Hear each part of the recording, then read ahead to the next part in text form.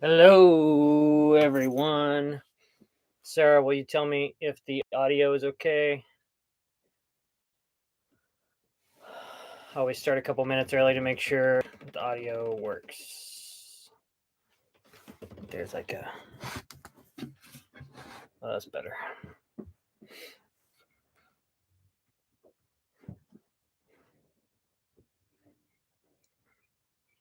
Thank you for letting me know the audio is good.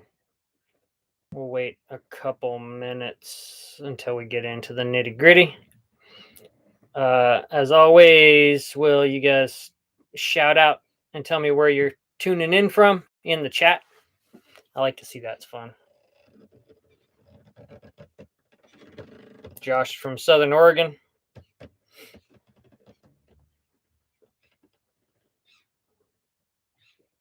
Hello from Norway. Ooh, what time is it in Norway? Must be late. Thailand. I'm excited about getting to Thailand. San Francisco, North Carolina, Denver. Can't see. Oh yeah. You gotta lighten it up. That's fun. Auckland. What up, Auckland? MDR. North Texas. Awesome. Wayne from Marsden Cove, right down the street from me right now. Awesome. Okay, we're almost there. It's funny, it's like getting harder and harder to know like what time of day to do these live streams on.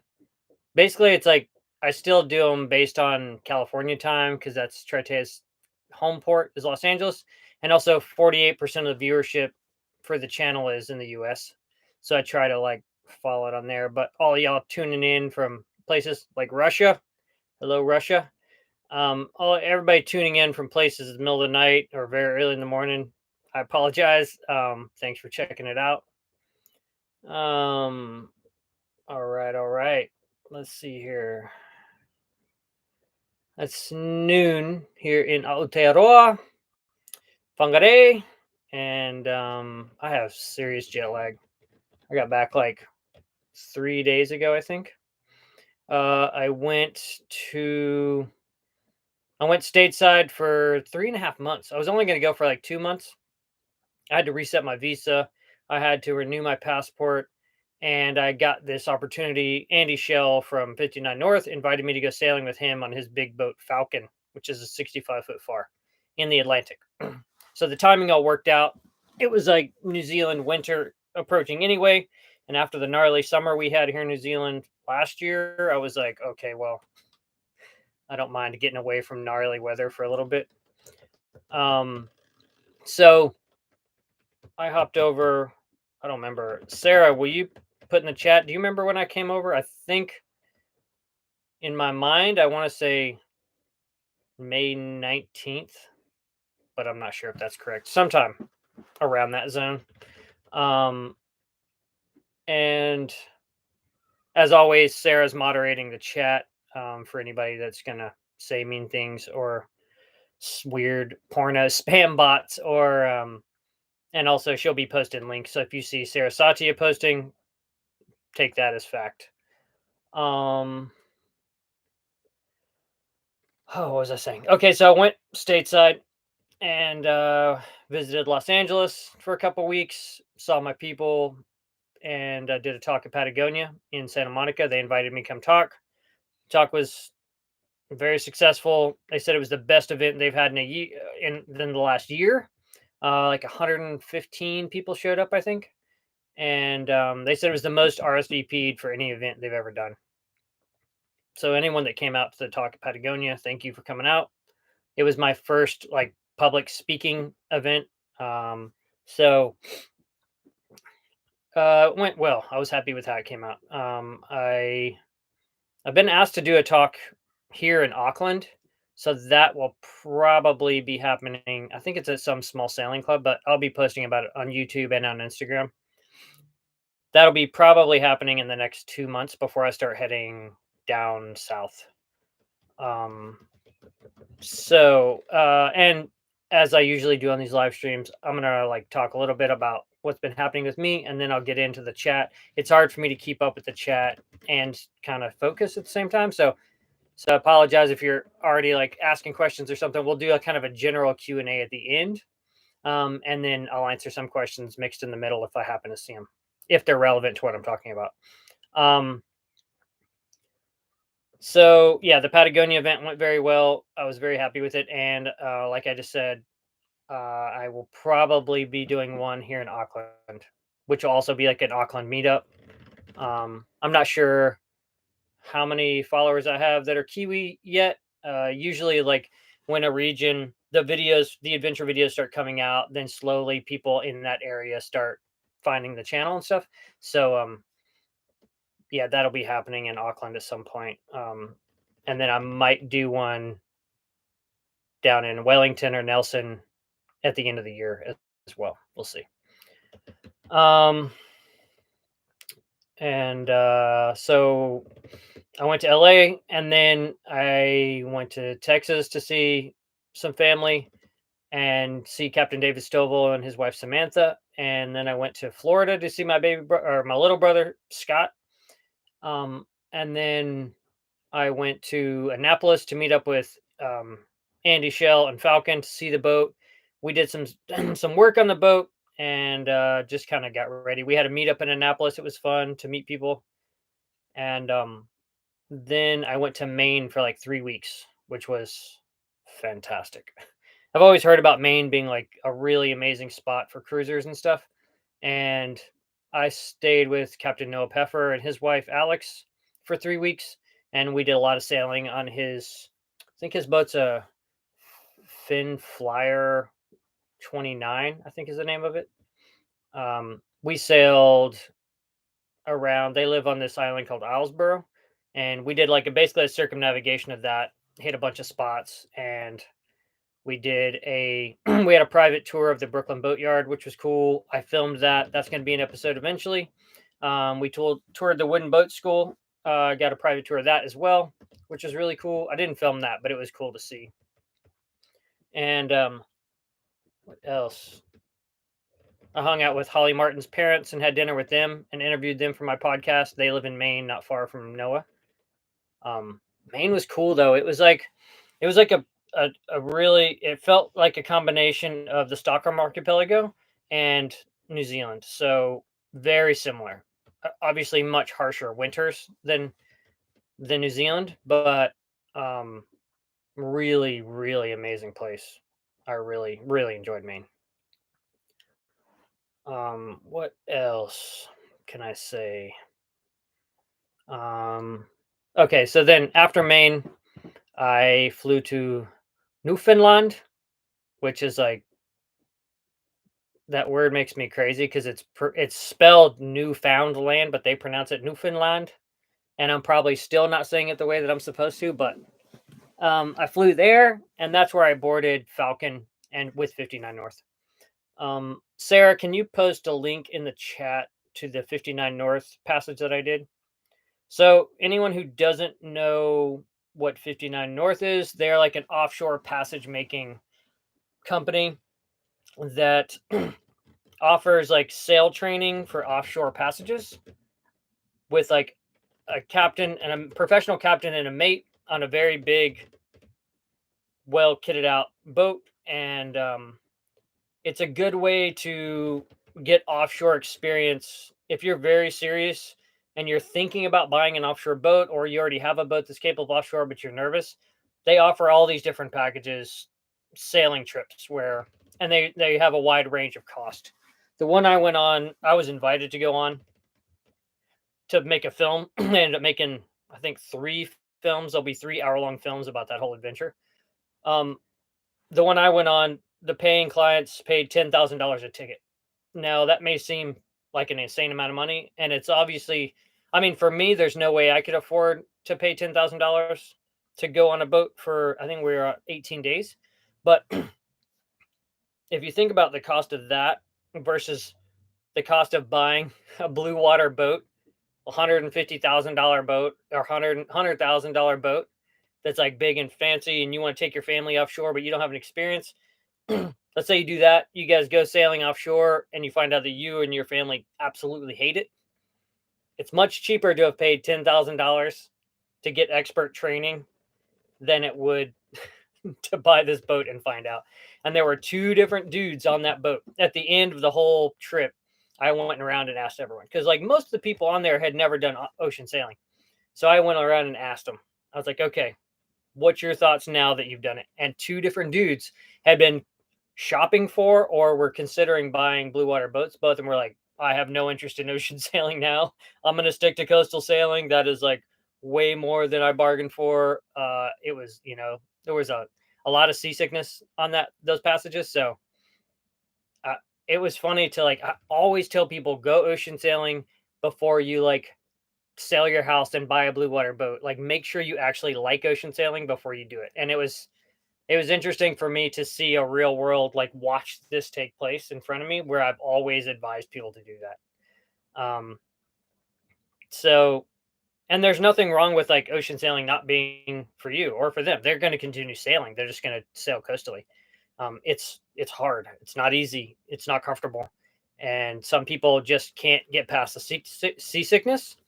So I think it's really good to go ocean sailing, even if you can't afford like a high end sail passage training ticket like that. You can get on boats as like unpaid crew to gain ocean sailing experience to see if you actually do it. And I've talked about that in the mini series, different ways to get on boats. But so that I thought that was interesting. So yeah, like I said, Andy Shell of 59 North and the On Wind podcast, he invited me to go sailing with him on his new boat, and I shot a film, shot 3 films actually, and we sailed from Newfoundland to Greenland. We cruised in Greenland for like 5 days, and then we sailed to Iceland. I think the total passage from Canada to Iceland was like over 1,700 nautical miles. And Greenland was like the most incredible thing I've ever seen. It was so unreal, like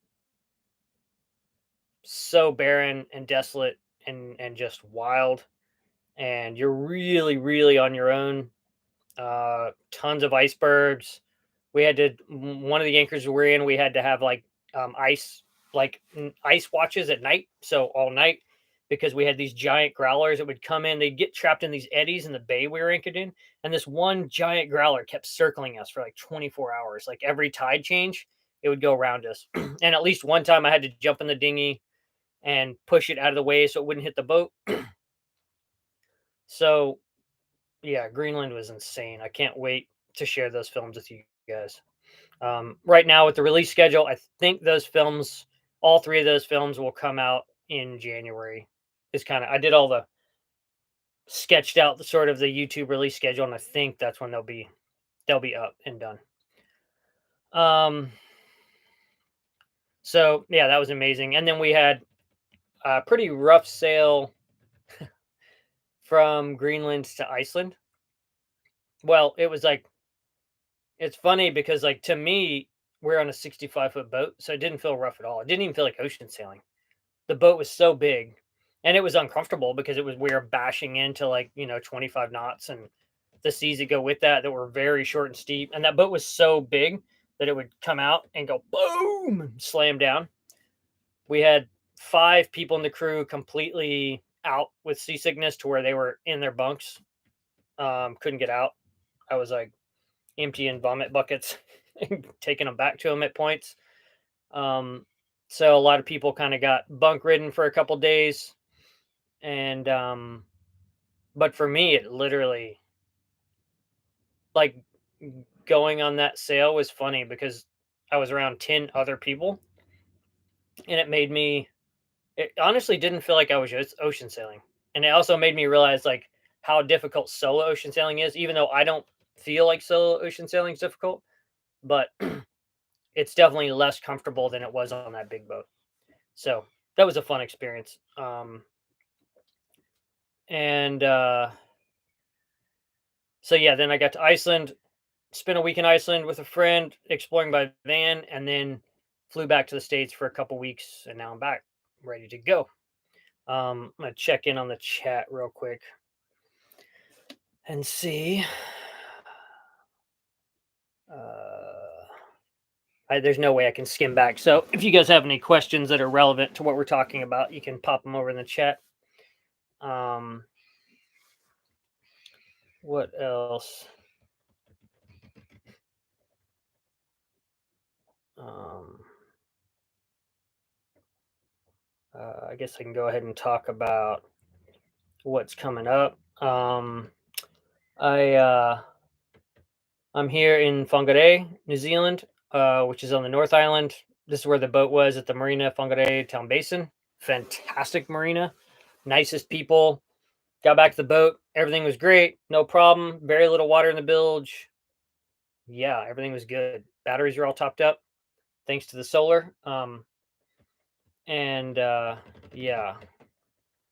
So someone says, "Are you planning to travel Australia, Tasmania after New Zealand?" Yeah. So I can go ahead and talk about that now. So yeah, the plan is I have some boat work to do. I think I'm going to be around here for like 2 or 3 weeks. I have some boat projects to do, a lot of cleaning to do because there is some mold around and stuff, and I want to kind of do a big purge of stuff that I don't need. Basically, anything that I haven't touched since Los Angeles 2 years ago is going off the boat. Um, I need to. I did a temporary install of a wind generator. I need to do a permanent install of that, which is proving to be a little tricky. I have to install. I have to build like a new wind vane paddle that's shorter if I do this install. Otherwise, the wind vane will hit the pole for the wind generator. Um, I'm gonna haul out if I can get a scheduled haul out. I'm gonna haul out and redo the bottom paint here at Riverside in Whangārei. Those guys are nice. I've already been there. Really affordable. So hoping to do that, and then I'm gonna head back down to the Hauraki Gulf, and I haven't visited the Hen and Chicken Islands yet. I haven't visited Great Barrier Reef yet. I mean, Great Barrier Island yet, and I'll probably pop back over to Auckland. Like I said, I might be doing a talk there, but also just to kind of top up on any kind of last boat stuff down at those chandleries down there. And then I'll start working my way down the east coast of the North Island to, I think I'll do a little bit in Bay of Plenty, and then Gisborne, I think is how you pronounce it. I don't know, I'm probably saying it wrong. And then from there down to Wellington. And I plan on spending part of the summer in Marlborough Sounds and clearing out of Nelson like mid January and sailing to Hobart. Um, Now, everything in the pilot charts says it should be a totally doable sail. It's going to be a beat. So basically, I'm hoping to just kind of sail right along the 40-degree uh, line of latitude and then point down. But if it turns out to be like too gnarly, or I just can't make that way south, I can always point up to Sydney if I need. So there's plenty of options for doing what makes the most sense. And then I will be plan on spending the rest of cyclone season in Tasmania exploring, and then sailing up to Sydney Harbor for a month or so, and then on from there. I just can't be to Brisbane or above before like beginning of May, mid-April to beginning of May because of cyclone season. And then I'll be working my way up inside the Great Barrier Reef, try to get to Darwin around August, and then hit the monsoons will be in the correct zone for me to sail to Indonesia, and then through Indonesia up to Thailand. Basically, I want to be in Thailand by November of 2024. Let's see what's in the chat down here. Um,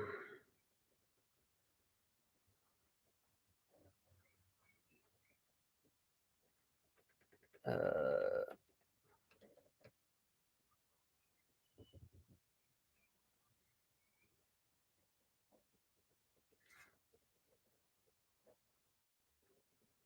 let's see here.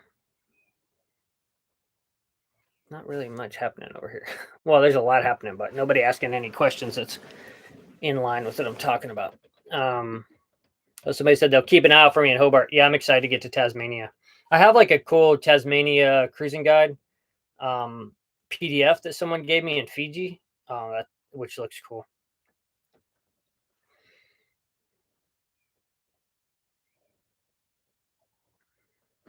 Um,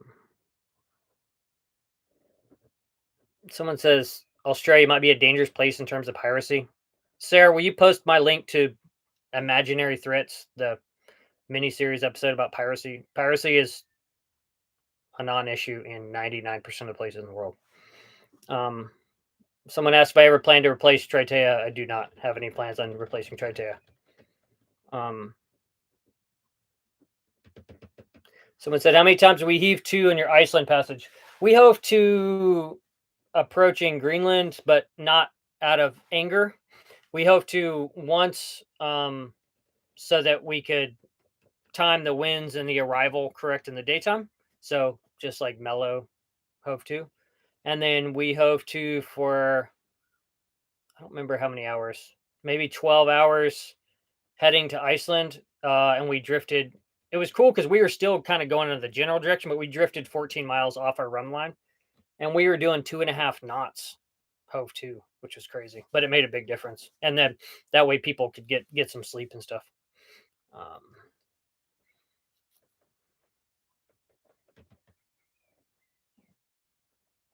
let's see here. Thank you, Mr. Vintage. Appreciate it. Let's see here.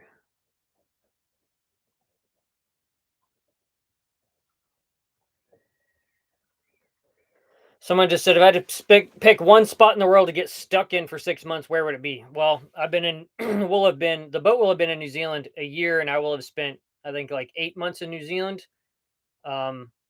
which is fantastic. New Zealand is incredible. But there's plenty of, getting stuck somewhere for 6 months. It depends on the weather, obviously. But I don't mind chillier temperatures like here in New Zealand. I don't have to be in the tropics to have a good time. So yeah, I think New Zealand is fantastic because there's like endless amounts of cruising to be done here.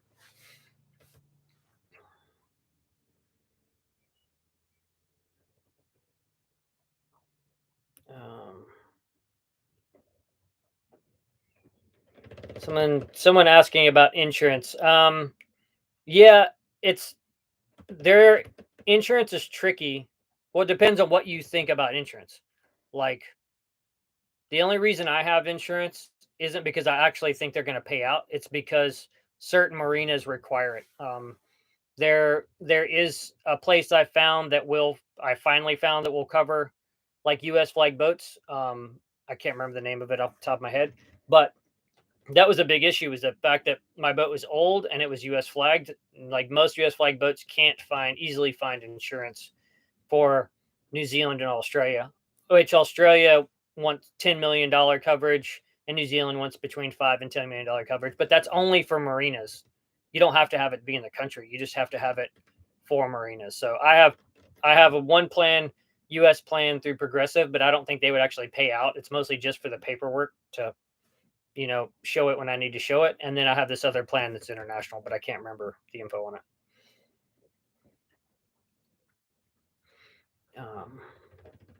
Someone said, did deck stepped mast worry you? Why would it worry me? There's like, no, deck stepped masts are perfectly fine. There's zero worry. Says, will your circumnavigation take you south of Africa or through a Suez Canal? I'll be going to Madagascar and then the Cape of Storms, South Africa. I might even spend like a full off season in South Africa, depending on when I get there, just because I've heard it's amazing. And it'd be cool to like explore the interior of Africa. So I'll cross that bridge when I get to it. But yeah, I'll be going to South Africa for sure.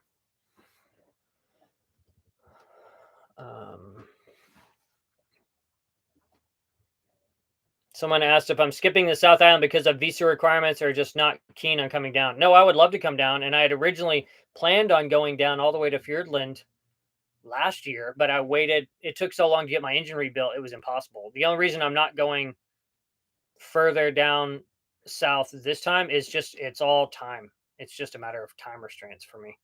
I need to get moving. And but like I for sure plan on coming back to New Zealand someday. So I just figured there's no reason to try to hit everything this time. I'll just save stuff for the next time I'm in New Zealand. I love it here. Um,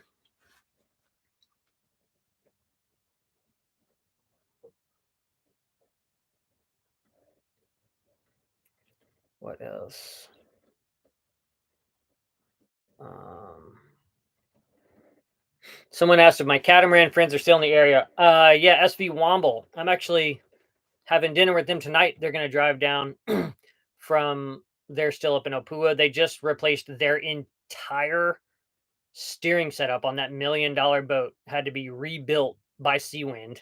They said $1 million factory delivered boat, and that company had to re-engineer the entire steering system. So they just spent a week with the Seawind people putting in the new one. And that company drug their feet so long that they lost their whole cruising season this year. Like they've been in Jersey, the island of Jersey where they're from, all like for I don't know 6 months or something because Seawind like dropped the ball on that. It's crazy. But yeah, so I'm gonna see them tonight. I'm excited.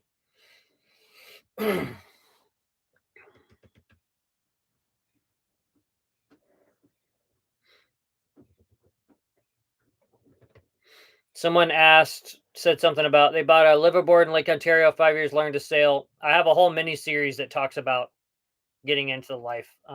Sarah, will you post the playlist link if you can find it to the mini series? Hello, Robin. Thank you for always leaving kind comments on my videos. What else? Someone just said, will you continue the interview series with other sailors? Yeah, yarns will continue. I have 3 more episodes that are filmed, and then there'll be a big break. Those I only film as I meet people. I don't schedule. I don't reach out. I don't ask for people to give me tips on people to interview. It's literally people that I run into in the world, and I interview them. And I won't be releasing season 2 of Yarns until I have at least 6 recorded episodes. So I might meet people here in New Zealand as I sail down south that I think would be a good fit for the podcast, or I'll definitely meet people in Australia. So yeah, yarns will continue, but it's obviously like added work for me, and it's also it's just a way for me to share people's stories. So it's not something that I'm going to be pushing. I'm just let it happen naturally as it happens. Someone said, "Do I surf?" Ironically, I don't have the patience for surfing. It's kind of a shame that I don't surf. I mean, I know how to surf. I surfed quite a bit in Venice Beach, but sitting on a board waiting my turn in a lineup is like watching paint dry. I hate it so much. So, and now it's just my boat's so small. I just don't see the point of like having a board on board when it's not my passion. Um, it's just something else to trip over. So yeah, I don't surf anymore.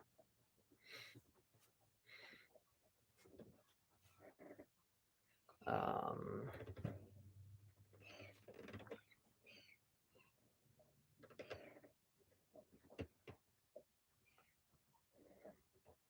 um, what else?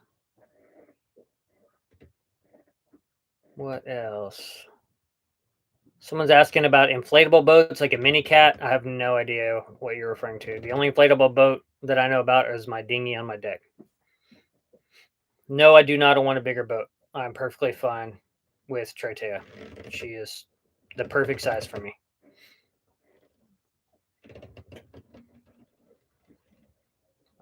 Somebody asked if there's a special lady in my life. All the women in my life are special. I am single though. I do not have a girlfriend if that's what you're asking. My life doesn't. My life is like chaos, and I'm sailing around the world alone, so doesn't really line up for the ability to have like a regular dating life. So no, unfortunately. Um, Someone said inflatable kayak might be a good addition. I have an inflatable kayak on the boat. I just don't bother blowing it up. It's kind of like my safety backup in case I lose the dinghy. Thank you, Josh D. My inflatable kayak's kind of just like in case something happens and I don't have a way to get to shore, I'll be able to get to shore. Which brings me to the point that I just bought air tags for my flight back, Apple air tags to put in my luggage in case it got lost. And a lot of cruisers I know are getting those air tags. They're like $29 and putting them either in their dinghy. You can either like just hook them on the dinghy, or you can hide them in the dinghy if you're worried, if you're sailing in an area where theft is a problem. Or they'll tape them inside the cow or the cover of the outboard. That way you can know exactly. So if your dinghy chafes or it gets loose in the middle of the night and it blows off, you can go find your dinghy. Or if someone steals your outboard or your dinghy, you can locate it for $29. Pretty cool.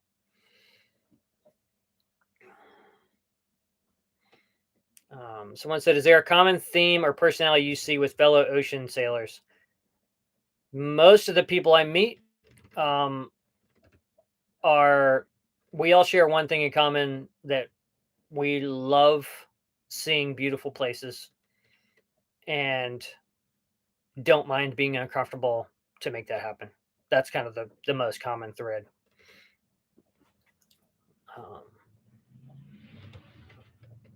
Someone says, where do you see yourself retiring someday? I have no plans on stopping wandering. Like after this westabout circumnavigation, I plan on leaving for an eastabout to go see Europe. I'm gonna take Triteia to Greenland for sure, and then go up to Europe, the Med, all that stuff. But that's a long ways off. But if I ever stopped wandering, I would end up here in New Zealand. This would be where I ended up. I'm not sure where in New Zealand, but for sure, I love it here.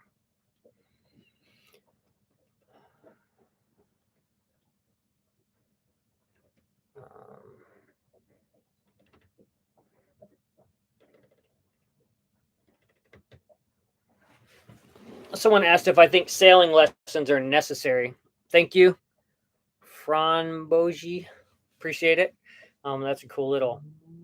I don't know. Is that like avocado? Someone asked if I think sailing lessons are necessary. I think that there's no reason not to take sailing lessons, and I would say start sailing on small boats because that's how you'll really learn how to sail. You can maybe fake it depending on the size of the boat, but what will likely happen is that you won't know the right way to do anything, and you're going to set yourself up to have bad habits because you don't know what you're doing. So it's easy enough to find sailing lessons in most places, not everywhere, but you can't learn how to sail from a book or a video. You have to learn on a boat.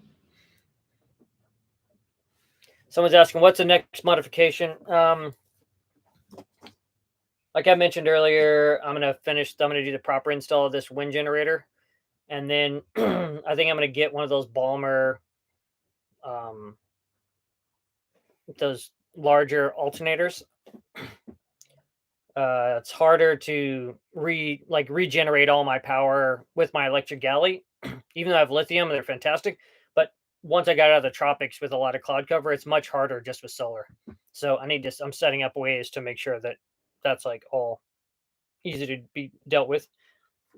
I don't have any real other big boat projects. No modifications. The boat's like fitted out. My radar kind of like isn't really working, or it's not reliable anymore, so I might pull that off. I'd like to buy one of those Furuno wireless ones, but I just don't think I don't think it's in the budget. Like going stateside for 3.5 months was like really kind of drained my resources. So I don't think I can. I would like to have radar for Tasmania, but I'll just have to like deal with it the way when I deal with it. So yeah, I don't have any major modifications to the boat coming up.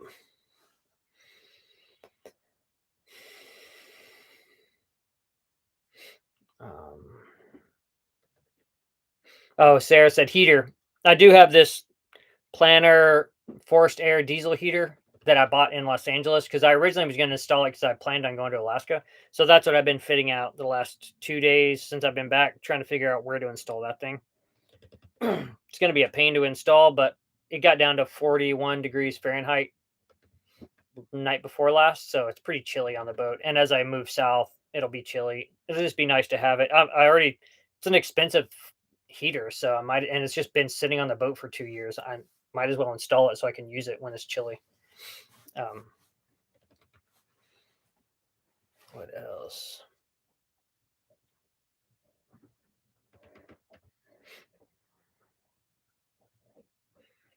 Someone asked if I have a video making my Dodger. There's a video talking about how I made it on my channel.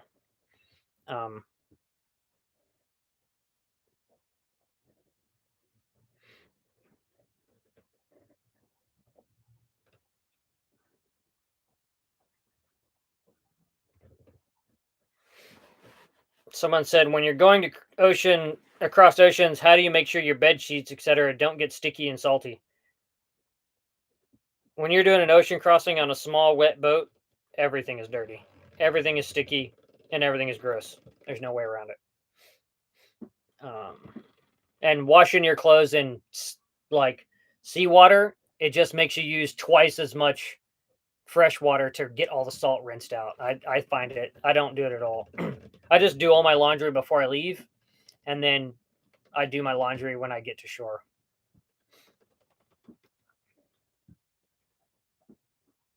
Someone asked if I watch Laura and Landers. I don't know who that person is. I do not. Thank you, JC Gibble. Appreciate it.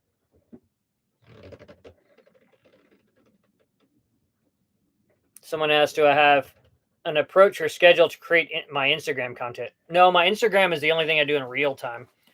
I just post what I post. Yeah, there's no, I don't have it scheduled or anything. Sarah, will you share my Instagram link in case anybody's not don't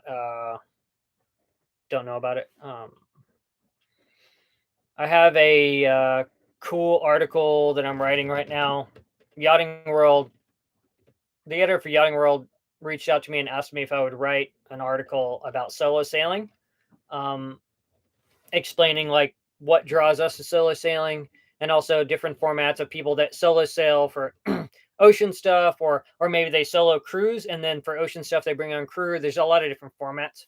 So I reached out to a bunch of different solo sailors and asked them a bunch of questions. And then I'm writing this article that will be in print. I'm not sure when my deadline is like October 1st. So I'm not sure when it'll be in print, but it's going to be a cool article because I reached out to some heavy hitters and everybody got their answers back to me. And all of us talk about our thoughts about solo sailing, like coping with loneliness, things that we love about solo sailing, things that are easier with crew, all kinds of things. So that's going to be a really cool article. I have another article that's already, it may already be out, about cruising in New Zealand that's in Yachting World. It may have been out, but their print issues come out in the UK long before they reach anywhere else. So I'm not sure if that one's even, I haven't seen it yet, but but I talk about cruising New Zealand in a new article that's already out. I think it's out.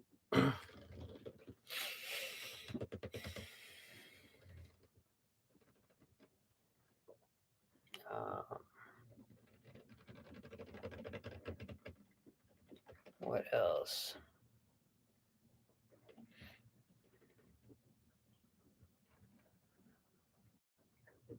Oh, someone's asking Bimini for Triteia. Biminis don't work on Alberg 30s. They're like, the boom is at my head level or just a barely above, so there's no room for a Bimini at all. So I would never put a Bimini. I have a sunshade that I tie over when it makes sense, and I can quickly remove it when it doesn't make sense.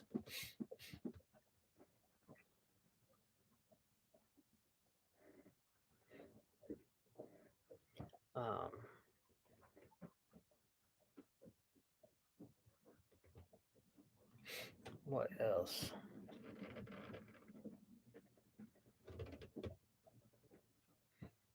Someone asked if I've seen any aliens. I get this question every time. I have not. The only aliens I've seen are those two corpses that they showed in the Congress in Mexico, which were pretty fantastic. Um, Someone asked if I only read physical books or do you have an e-reader? My little brother Scott just gave me a Kindle. I don't know how to operate it yet, but I might try to put some books on there. But I like actual books. I like to be able to open it up. I think it's beautiful and sexy, and I love the touch of it. And I don't know. I prefer.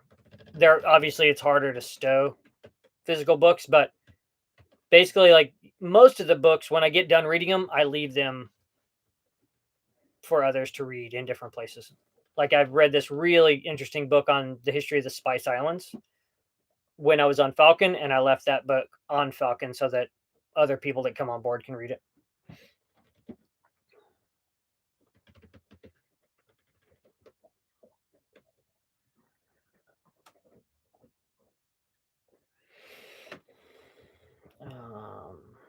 I can't. Oh, I don't know if anybody. I don't know if I think I've only shown this on. I think I've only shown this on Instagram, but I just got to bring my award back when I went to LA. Look at that! Oh yeah! And I'll be hanging it on the wall under my Ocean Cruising Club award. That was that award for reaching 100,000 subs. Stoked on that. Pretty fun. It'd also be funny to see how it corrodes. Like I'm definitely gonna take a photo of it as soon as I hang it up. That way we can see how it corrodes with the exposure to the salt air. That'd be funny. Um, what else? Let me see here. I have my book on Indonesia cruising guide. Started looking through that last night. I'm excited to see Komodo dragons and work my way through Indonesia. I have to install AIS transponder before I go there. Legally, you have to have a transponder to sail in Indonesia. So it's good anyway. It's like I've sailed this far without one. It would be really nice if big ships could see me. Um, so it's not like something I shouldn't have. I should have one on board anyway. It's like much safer.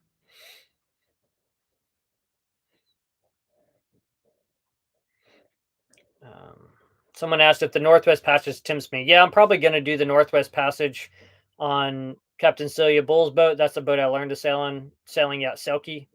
That's based in the Isle of Egg in Scotland. I think we'll do that probably after my circumnavigation. It depends on her schedule and my schedule, but I think we're going to do Northwest Passage in her boat. It'll be me, her, and then a crew of our choosing. But that's like years away. Someone asked if I had been to Hellhole Russell. Yes, I spent a lot of time in Russell.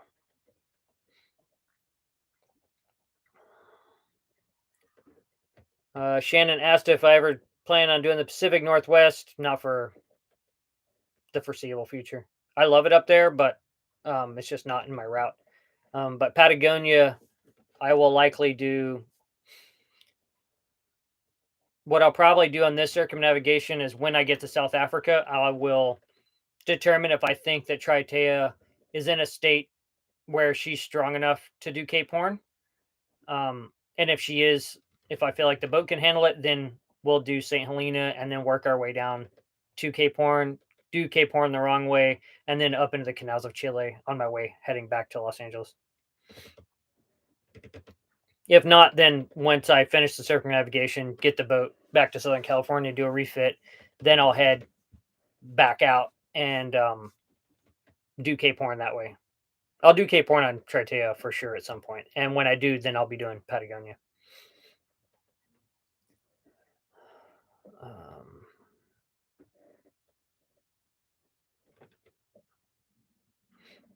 what else? Someone asked about Easter Island. I won't be sailing to Rapa Nui, not on my boat, just because it's out of the way. I would love to go to Rapa Nui on somebody else's boat at some point, but I don't see myself visiting Easter Island just because it's not in any kind of route that I would do.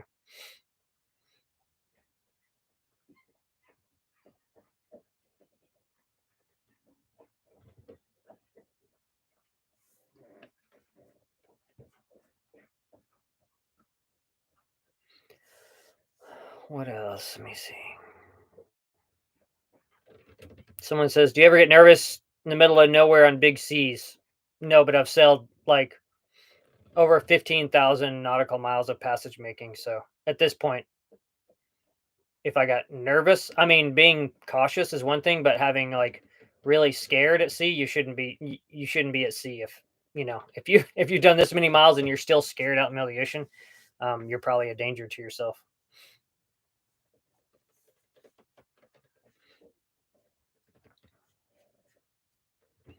What else?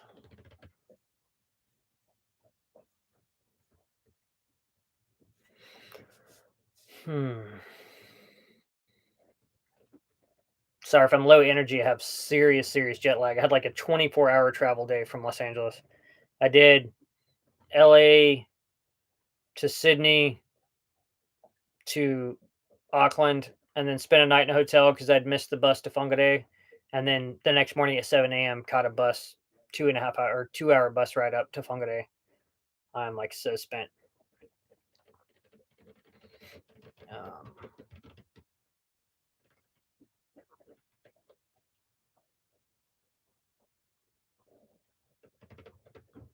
Someone says, "What are my current go-to snacks at home on Triteia?" Probably I don't know, dried mango and Tim Tams. I like to have some Tim Tams at night, or like fancy chocolates for like dessert stuff.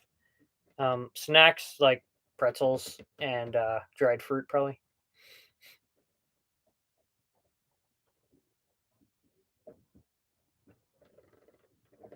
Someone said, "What is one piece of advice you would give a new blue water sailor?" Dial everything back to 50%. Never rush anywhere. Like stop, pause, take a couple deep breaths before you do anything, and that's got to be my best advice. Because if you rush and you're in a panic, that's how things get broken. That's how people get hurt.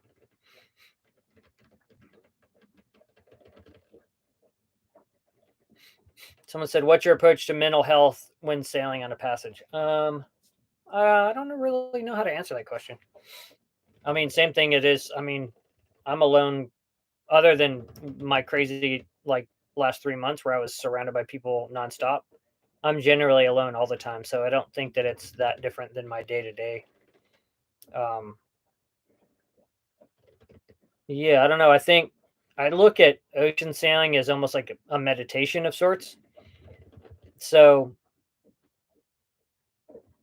yeah, I don't. I think mental health challenges can come in worse for me anyway in port.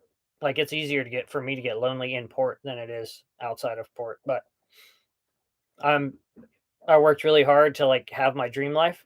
So I don't have a lot of the anxiety and stress that I had back when I was living in Los Angeles working a terrible job that I hated. So removing that and kind of having like a job that I love now, which is like producing content on YouTube and writing, that removes so much of like sort of mental health issues or like anxiety or darkness that came from my life before I went sailing.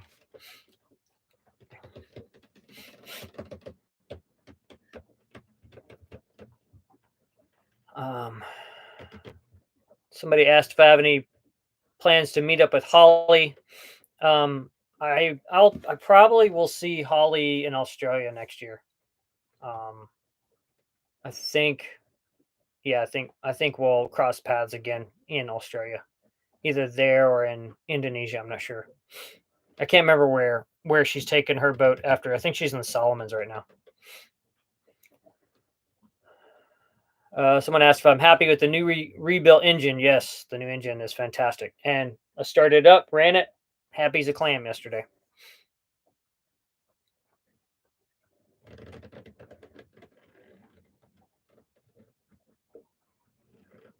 Um, Someone asked about lightning prevention. Thank you so much, JC. Appreciate it. Someone asked about lightning prevention. There's no like guaranteed lightning prevention. Pretty much like everything that's on the market is like a placebo.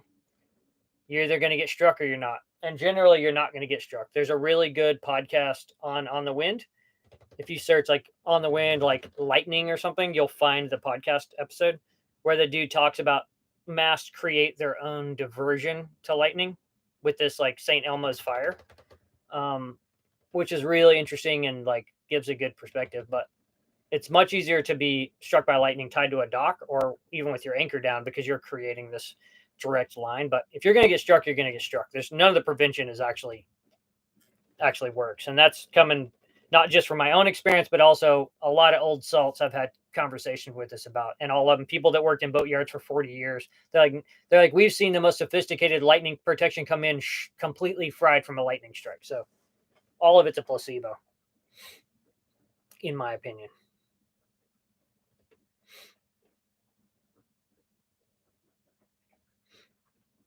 Someone said they worked for tugs for 35 years. Lightning's real danger, but tugboats don't have a mast, so I don't know anything about lightning interaction with tugs. But masts create their own plasma at the top, which diverts lightning. That's why even in the old days, when they would see St. Elmo's fire on tall ships, it was considered good luck because it was the plasma ball glowing at the end, and it's actually creates not an easy path for lightning to go through. So lightning is not attracted to it.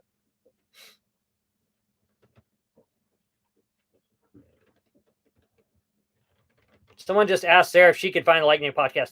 You can find the Lightning podcast. Just go Google it. Give me a break.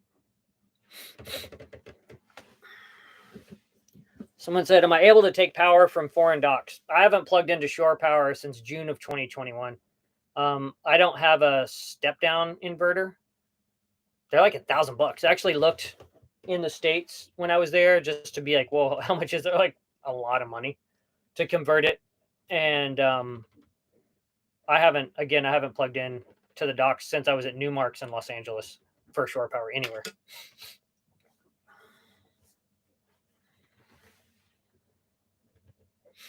Um,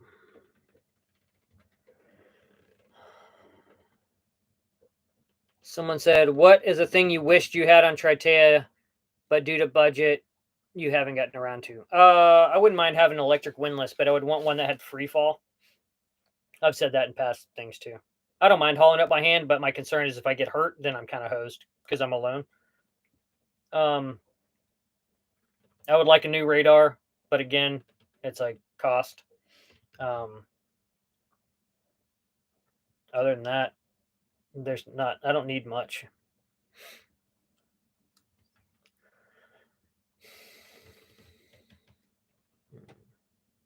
Someone said, "Where will I stay when I visit Auckland?" I'll be on Triteia, anchored near to Auckland. Um, Someone said, "Have you seen many people on 26 to 27-foot boats undergoing ocean passages?" The only people I've seen on boats that small is Holly, like when I met Holly in Fiji, and then we hung out in Fiji and here. She's seriously the only boat I've seen that small. Um, we just ran into a young French Canadian couple in Greenland, actually, on a Contessa 32, which isn't a 27-foot boat, but Contessa 32, and they were transiting Prince Christian Sound. They were wild. And so they were doing very, very serious high latitudes cruising in a little bitty fiberglass boat, which is pretty neat.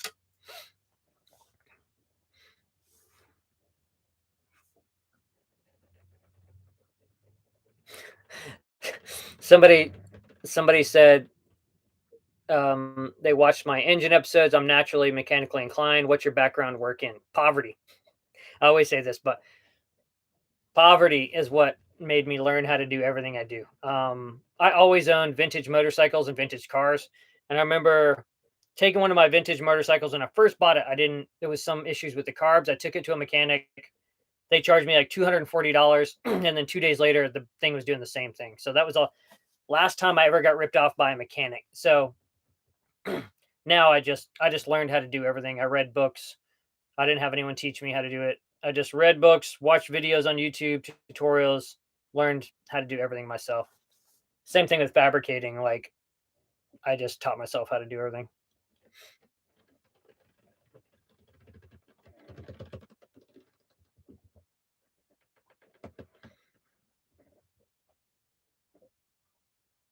What else? It's kind of flying over here. Let me see. Someone asked, "Am I coming to Wellington?" Yeah, I'll be in Wellington. I think the beginning of December because I want to be in Marlborough Sounds for like about a month.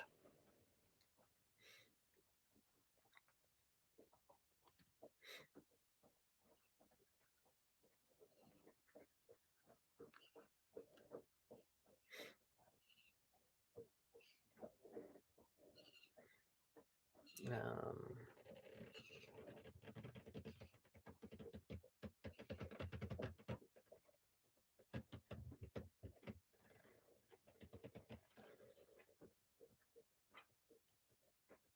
Trying to read some of these, seeing what makes sense to get into. Someone asked how my gimbaled stove is working out. It's great. It's awesome. Yeah, the electric galley setup is great. It's a little tricky to keep up with the solar consumption. I mean, with the battery power now that I'm not in the tropics anymore. But there's ways to sort of maintain that. Luckily, it's just me by myself. So I think if there was somebody else that wasn't as like sort of like thrifty with the electrical output, it would be challenging for them if they wanted to do like a 60-minute slow cook or something like that. It might be hard with my current setup. But like I said earlier, like I'm installing ways to generate more power now that there's less sun.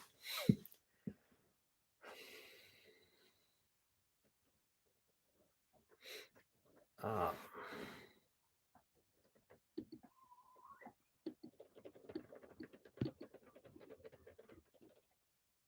Sorry, I'm checking out the chat here.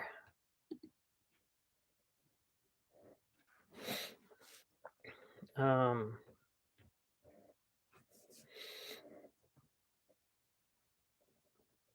Someone's asking if I would beef up Triteia for the Cape Horn passage. She's already beefed up. Like I built this boat out, refit her in Los Angeles for that kind of sailing. So she's already kitted out. Someone asked if I'm gonna link up with Matt. I know Matt Rutherford. I hung out with him in Annapolis. I don't know what year, 2022 or something. I won't be. He's doing a cool thing. I won't, but I don't have any plans on linking up with him over there. But I like what he's doing. And his no new boat looks awesome. Um,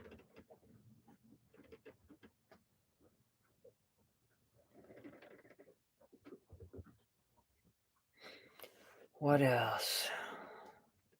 Sarah, can you think of anything that I'm like missing that I haven't talked about that I should touch on? Um,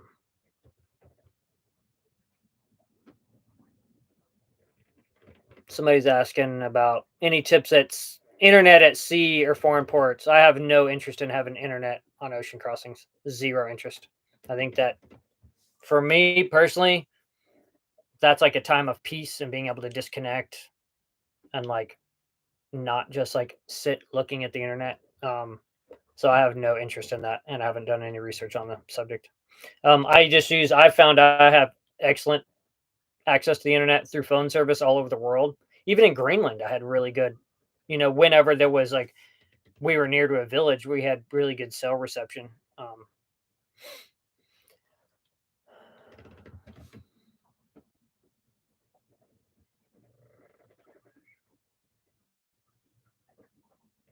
um,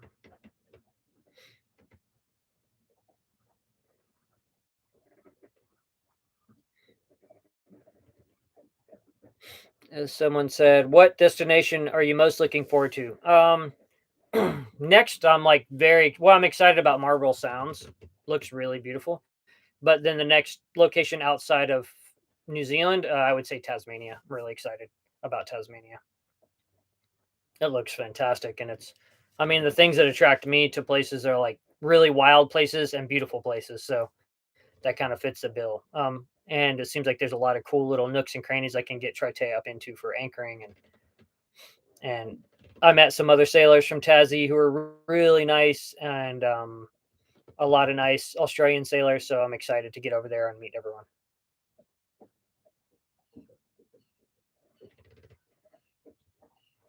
Someone asked, any thoughts on training others to sail in the future? I have no plans on doing any sail training.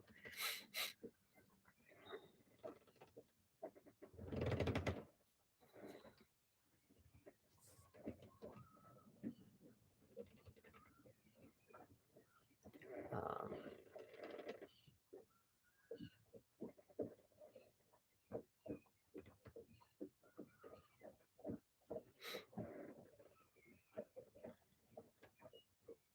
Someone says, if no internet, how do you get your weather on crossings? I have Iridium Go, which is a satellite device that turns your iPhone, your computer, or your iPad into a sat phone. And that's where I download all my weather. And it offers simple, limited text based messaging so I can send text to my shore team. Um, that's pretty much all I need. Iridium Go is fantastic. That's all I need.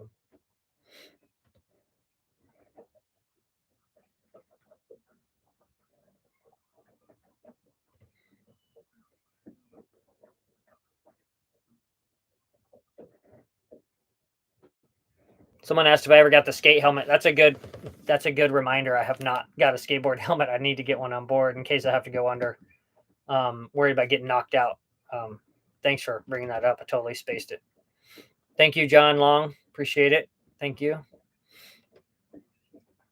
Someone said, how do you make money, keep your cool lifestyle going? YouTube has been my full-time job since June of 2021. So YouTube is my full-time gig. And then I write for all the major magazines. And some of the bigger magazines pay very well, but they're so spaced out that it wouldn't cover my day-to-day expenses. So YouTube is my full-time job.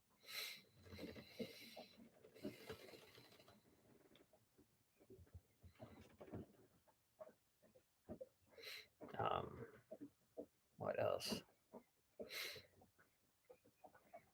Someone said folding bike. Folding bikes are awesome if you have enough room for stowage. I have like very limited room to stow stuff on Triteia, and I hardly ever get any other exercise, so I don't mind walking long distances when I'm in port. So, but for a bigger boat or for a couple, I think folding bikes are really cool option.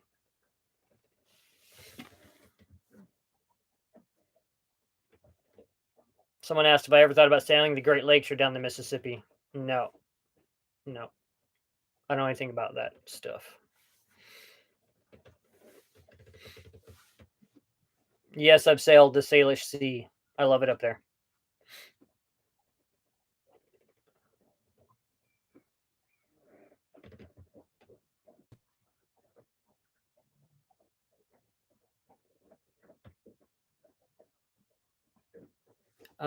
Sailing Sea Monkey asked about what's on my list for the east coast of Australia.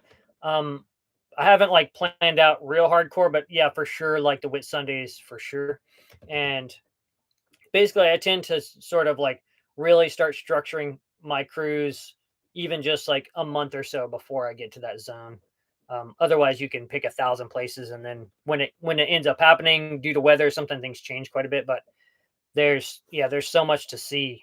Um, inside the Great Barrier Reef, I'm going to see as much as I can for sure.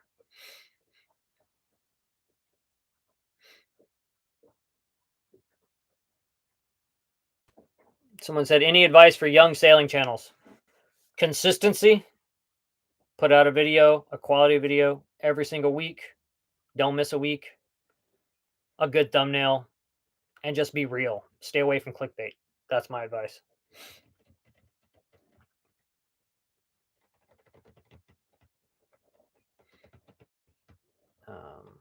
Hello, Brian Wilson. What up? Hope you guys are doing good.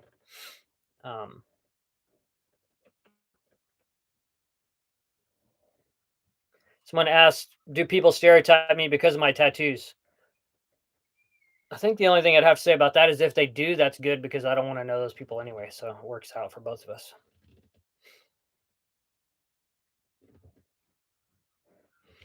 Someone asked if I encounter whales while solo sailing. I've had tons of whales come near to the boat, but not in quite a while. I haven't seen any whales, I think, since Southern California. Well, we saw some on Falcon in Greenland recently, but not on Triteia.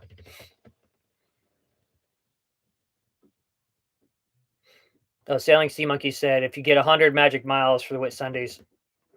I saw that book here at the bookstore in Auckland, and I'm going to pick it up before I leave this area for sure. Looks like a really good book.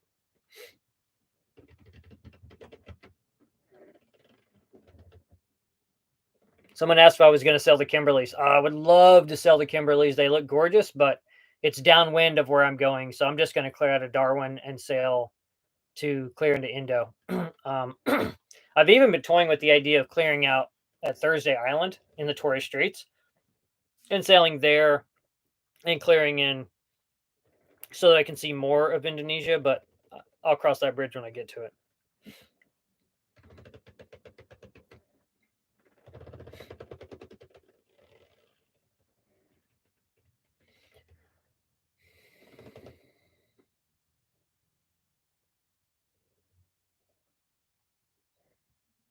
Someone asked if I would ever do long-term travel in a different way, backpacking, van life, long-term rentals.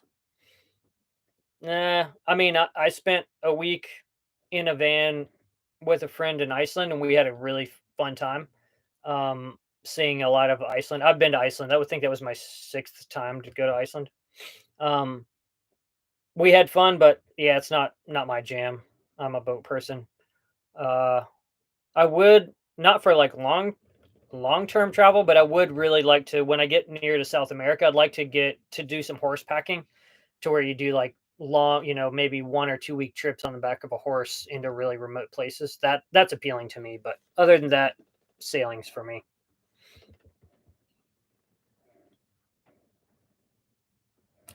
Someone asked about my shirt. Yes, you are correct.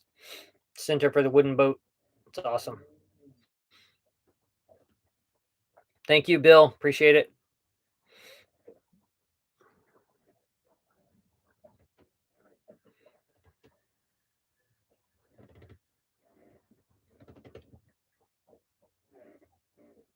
Someone asked, do I think 5 years sailing in the Great Lakes is enough practice to do blue water? I would tell you, just like I tell everyone that asks me this, go volunteer as crew on a boat that does an ocean passing because I know that there's like a lot of weather in the Great Lakes, but lake sailing is not ocean sailing at all. I know there's serious weather, and I've had to people try to convince me that lake sailing and ocean sailing are the same, and it's just not the same. So I would say get out on an ocean crossing, and then you'll know if it's right for you. I would imagine you have enough knowledge sailing if you've been spent 5 years sailing, but it can't hurt to get out and do a passage as crew on a boat because you're going to learn stuff on that boat from whoever you're sailing with. I learn stuff on every boat I ever get on. Still now, with all my experience, I still every time I go sailing with someone, I learn something.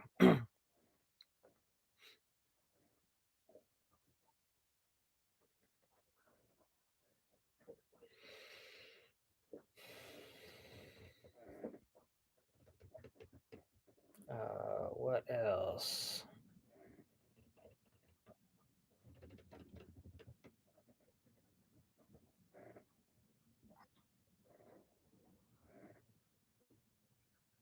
Someone asked when the cabin flooded, did the cockpit locker pop on? Yes, it did.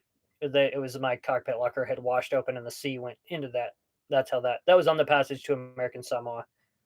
That was very alarming.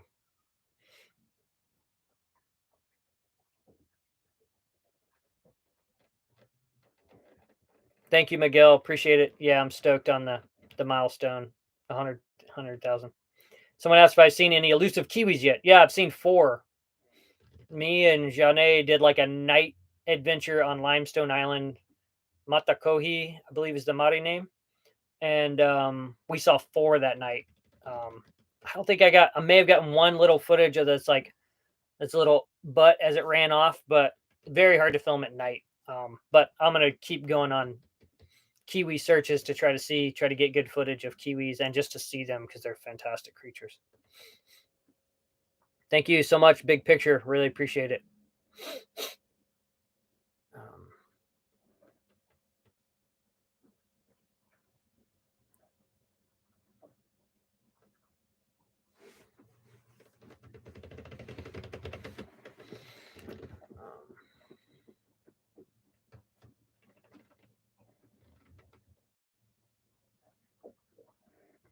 Uh, Someone's asking about emergency rudder system. Sarah, will you post the How to Steer by Drogue link in the chat for that person?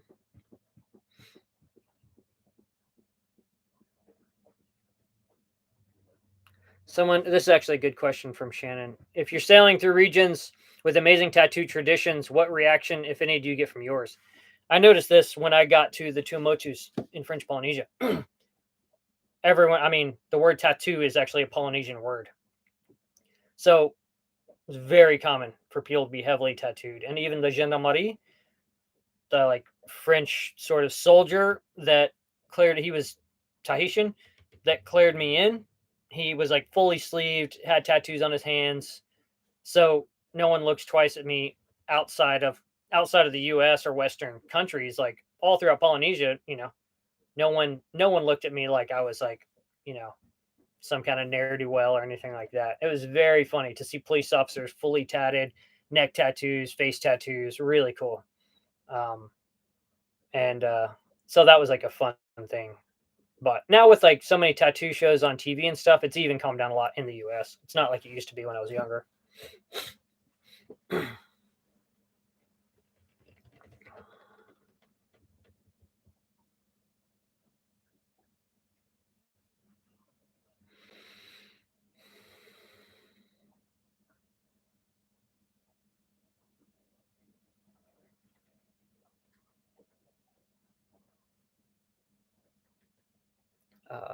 What else? What else? I'm trying to see if there's anything in the chat that needs mentioning. How many on here? 219. Thanks for tuning in, y'all.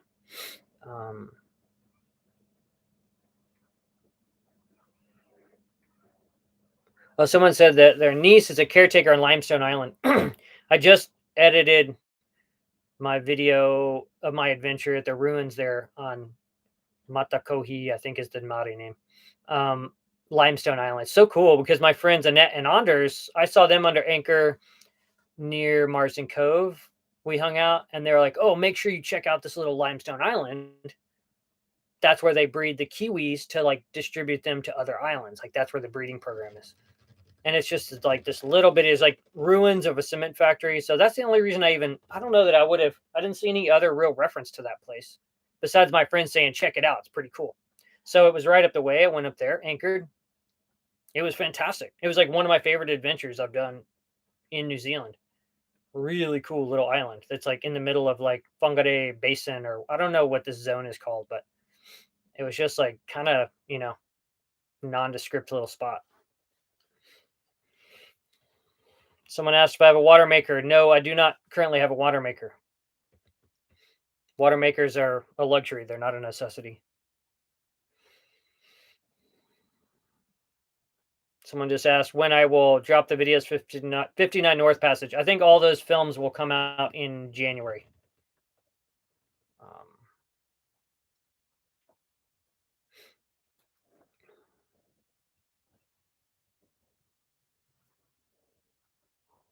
Someone said, how hard do you find it to recover your drone in a seaway? Well, I've lost 2 in the open ocean, so I don't fly from moving boats anymore. The only time I've successfully gotten back on board while underway twice, and it was very, very stressful solo. Both times, very stressful.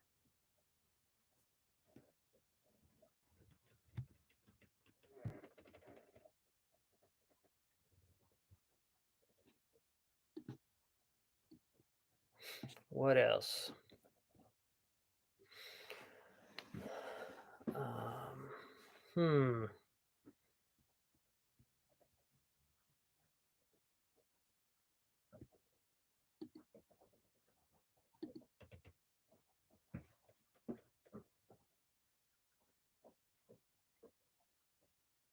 Someone just mentioned that I'm off of Twitter. Best way to keep up with me social media is on Instagram.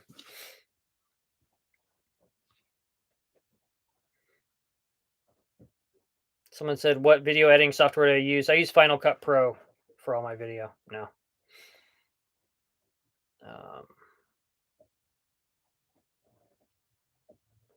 Have you guys been watching the latest like New Zealand videos? Which one did you like the best so far of the New Zealand videos? Tell me in the comments over here.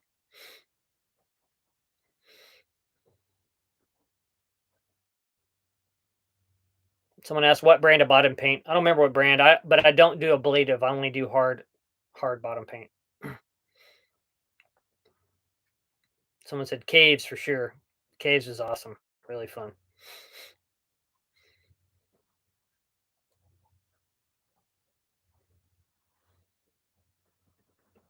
Someone said any plans on replacing the sails yet? My sails are brand new in Hawaii, so no, I don't need to replace them.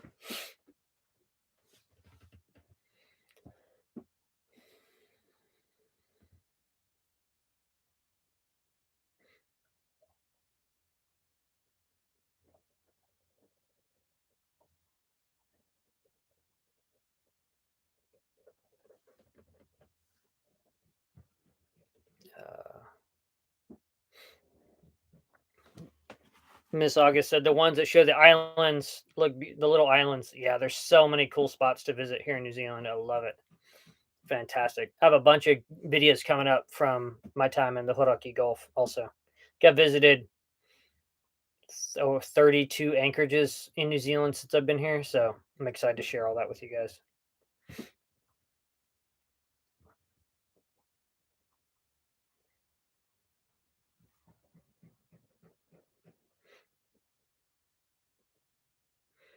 Um,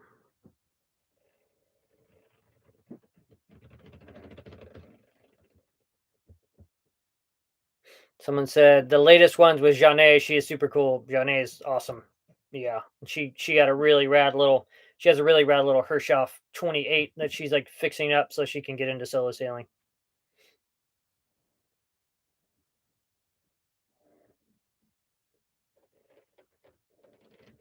Thanks for tuning in, Brian. Good to see you for a moment.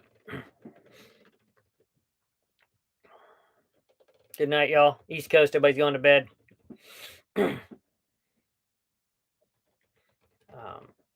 People that are just now tuning in asking me what my plans are. The quick rundown is I'll be sailing down the east coast of the North Island to Marlborough Sounds, spending like a month in Marlborough Sounds this summer, and then sailing to Tasmania in mid-January.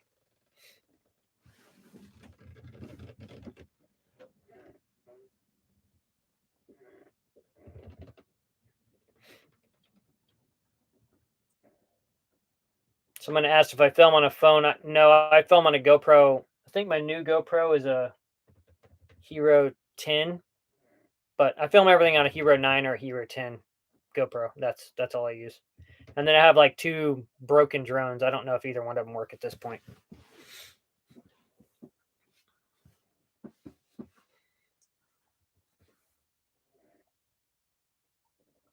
What else? We've been on here an hour and 18.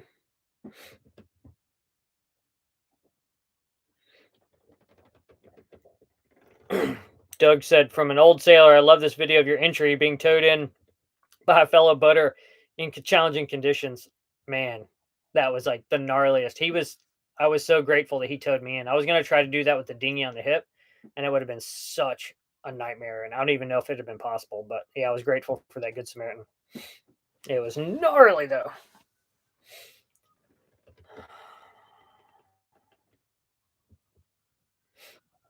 Uh,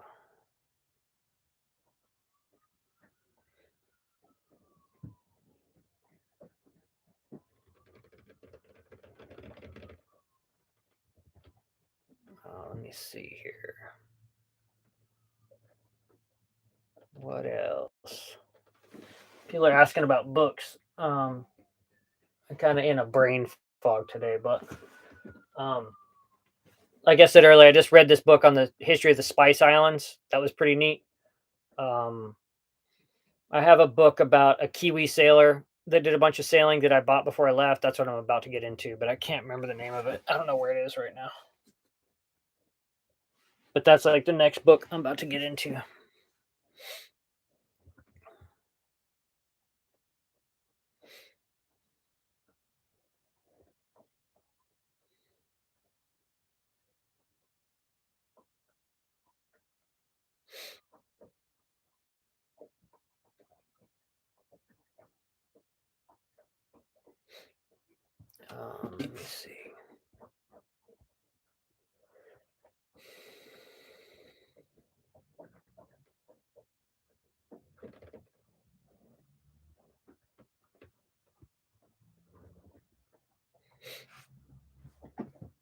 And again, it's so funny how many times I get asked this question if I see UFOs. I have not seen any UFOs.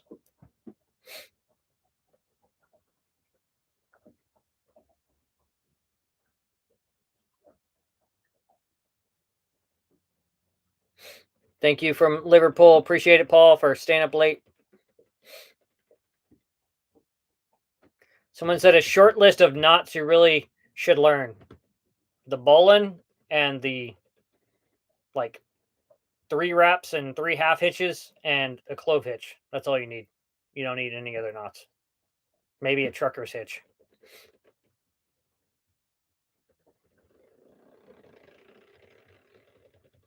Let me think. I don't know. I don't know that there's anything else. I'm excited to go meet up with Womble tonight for dinner, spin some yarns with them, see what they're up to. Um,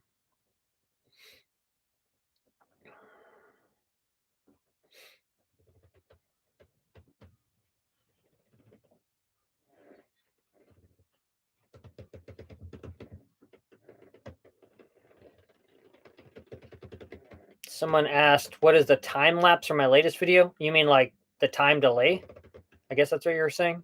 Um, I think they're like 5 months out right now. The videos from real time.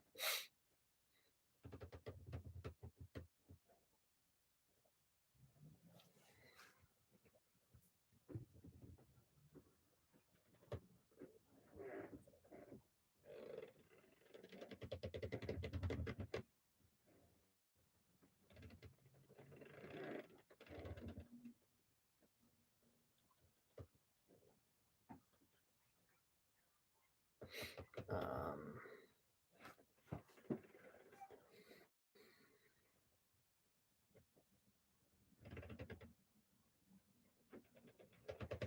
Someone's asking about the next circumnavigation. Yep, I still plan on doing an east about when this one is done, but I'm not in a hurry. So plans could change with the tides.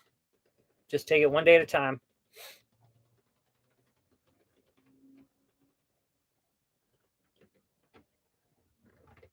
Someone asked if I have any refrigeration on Triteia. Yes, I have refrigeration, and I have a video that showed how I hand built my icebox enclosure and installed the refrigeration. Someone asked if Cape Horn will be on my list. Yeah, I talked about it recently, just like 20 minutes ago. I will be doing Cape Horn for sure. Uh, let's see. Any books you recommend for sailing? Sarah, can you post a link to my books I love? I think it's on my link tree for quick access.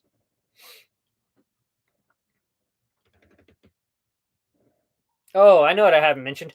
Um, I have a new interview out with Andy Shell on the On the Wind podcast that we recorded sailing. We were like a day's sail from Iceland on his boat Falcon, 65 foot far. Um, that just came out, I don't know, 2 weeks ago or something. So if you want to hear a new podcast with me, you can get that anywhere you find your podcast. Sarah will post it in the links as well. And there, she just posted it. And yeah, there's also a video version of it where we video filmed ourselves, but we're just sitting talking. There's nothing really to see in the video, but that's on their YouTube channel. I need to make a little trailer for my YouTube channel talking about it. I just haven't gotten around to it since I got back. But yeah, if you want to check that out, that's a new podcast that's out.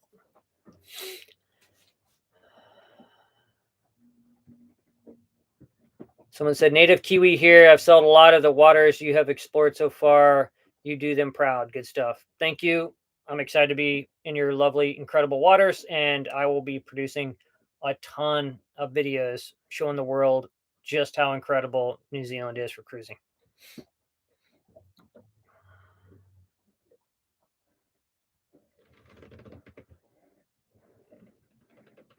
Someone asked if I would go to Japan. Japan isn't on my list because it's kind of like once you get Japan, the only place you can really go is like to the Aleutians, unless you want to beat into weather to get back to Southeast Asia. So I don't have any plans on sailing Japan, unfortunately, in the near future. Let's see. Someone asked if um, if I'm from California. No, I'm originally from New Mexico, Hobbs, New Mexico. Um, no, Janae is not gonna do a channel. She doesn't even really do social media. She's like not really online. She's very much like, yeah, she just kind of lives. She's a professional sailor. Um, yeah, she's just out there living it, which is pretty cool.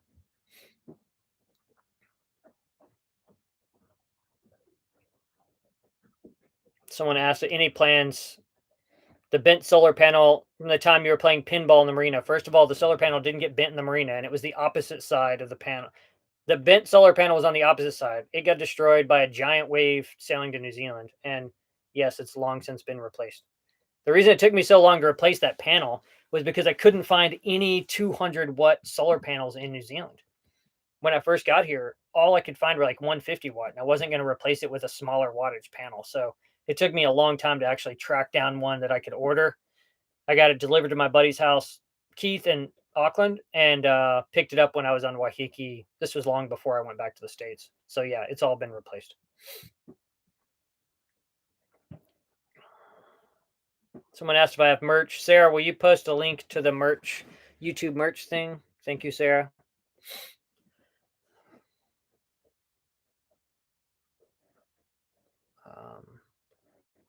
Someone asked if I saw something about Sam's prop getting damaged. I have not. I don't watch any YouTube channels. I did a lot when I was on land, but now I don't have easy access to streaming anything, so it's not something I do. I tend to like read books when I have downtime. I just emailed with Sam like 2 days ago though. He's told me he was waiting out gales in Greece when he emailed me the other day. Someone said, "What has been the hardest part of the journey so far?" Definitely the rudder situation. Other than that, since that, everything's been kind of easy.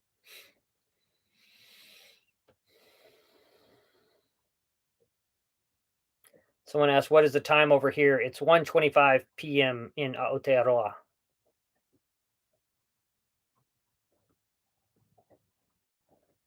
What someone says, "What age were when you first sailed, and what boat, and for how long?"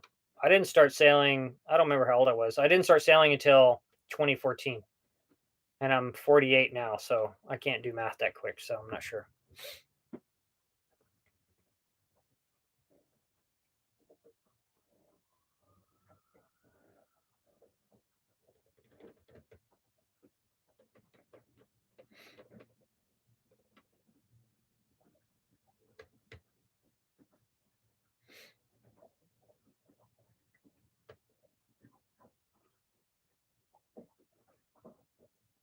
Shane P asked about the bottom paint copper coat. I plan when I get to Thailand, I plan on doing copper coat. Copper coat seems like the best. My friends on Rala have it, and I was blown away by it. But the problem with copper coat is you have to sandblast the bottom down to the gel coat and then do this special primer, and then you do the copper coat. But when I get to Thailand and I can actually afford to have the boat blasted down to the gel coat, um, I'll do copper coat at that point because that copper coat's the way to go if you have the finances to get it done. Right now, I do not have those finances.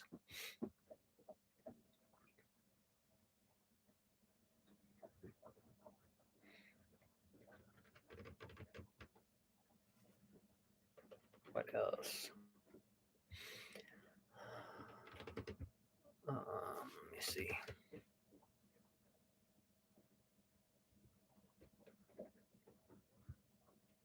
John Wright said copper paint has been banned in the U.S. Well, I'm not in the U.S., so I'm not concerned about it. Thank you, Conflict Radio. Appreciate it.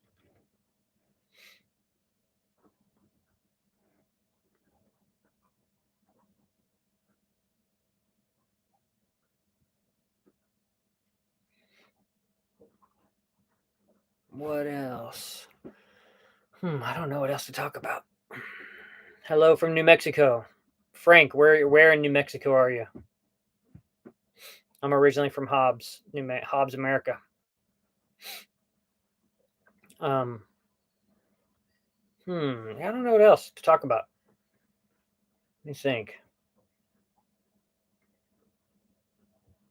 Somebody was asking, It's so funny with these live things because people tune in and then I have to talk. They ask questions about stuff that I've talked about extensively before they made it on. So it's a little tricky. But oh, Duke City. Um, someone said talk about your new girl. I don't have a new girl, so there's nothing to talk about. Um, uh, Plans for any more tattoos? I got a new tattoo when I was in Los Angeles. I got an Eva bird, which is a great frigate bird, on the back of my leg. Someone's. I'm not even gonna go there.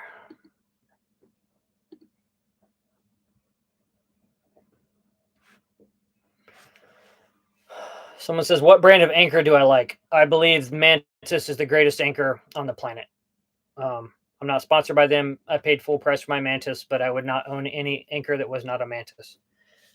The Spades are also really good anchors. Basically, any contemporary anchor. Rocknas are fine, I'm sure too. But that video that came out, the non-reset Rockna video, cured me of any curiosity I had about Rocknas, and I'm sure they hold just fine. I'm sure it was just like whatever, but Mantis is the only anchor for me.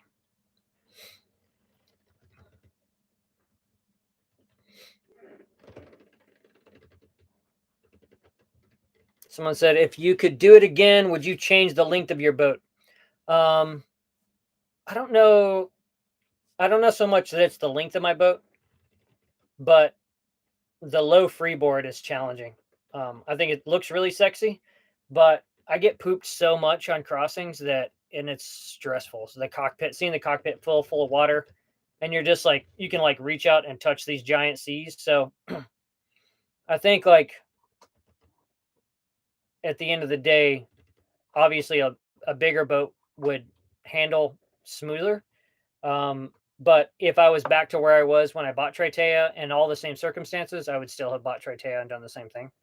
But definitely, I think if something happened to Triteia and I had to replace her, I would probably replace her with a 40-foot boat, just so that it would be easier for me to have like people visit for longer periods and be comfortable because this is a very small boat. So that'd be nice if like a couple of my friends could come visit at a time and have more space. And also 40-foot boats are they're quicker, and also they just you know they're more comfortable in a seaway depending on the boat. I would still get a vintage boat, but I think the low freeboard is the only thing that I'm not crazy about with my boat.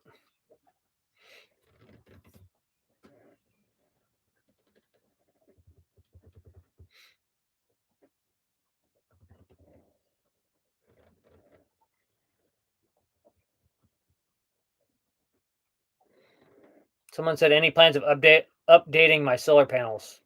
No, they're fine. I replaced the one that got damaged, and yeah, there's no reason to update them. They're good.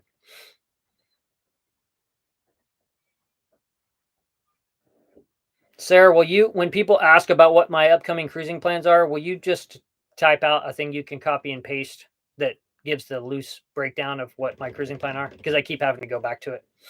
Um,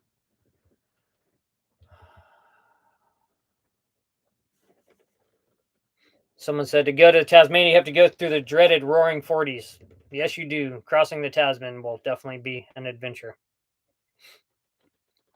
Someone said, would you consider steel, aluminum, or fiberglass? Like if I won the lotto and I could have my own boat, like lotto dream boat designed, I would have an aluminum or aluminium 40 to 42-foot boat built by KM Yachts. Like if I could put Triteia on a happy mooring somewhere and keep her in Southern California or keep her here in New Zealand, then my lotto boat would be an aluminum high latitudes boat. Someone says, does a boat named Triteia have any special meaning? Triteia was the daughter of Triton and the granddaughter of Poseidon. She was loved by the war god Ares.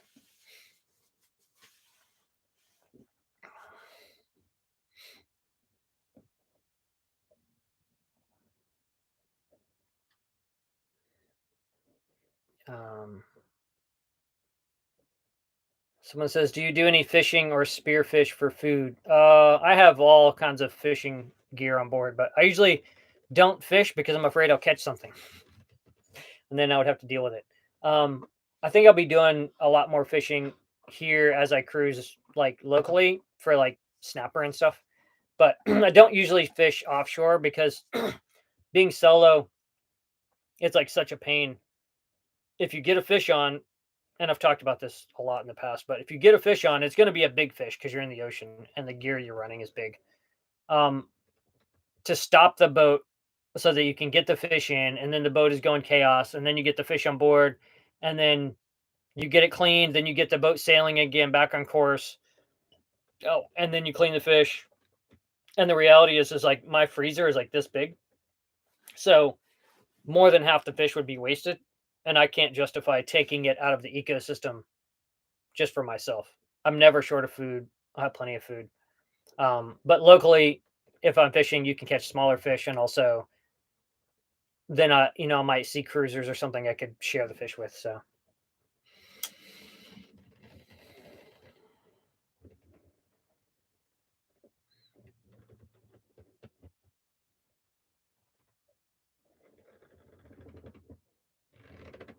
someone said, "What apps do you use on a day-to-day basis?" Navionics is what I do all of my navigation with across all the oceans I've sailed with, and I use the Predict Wind for weather. Um, at sea, that's pretty much all I use. And then my older brother uses marine traffic to kind of give me a heads up about boats that like cargo ships that I might come in contact with.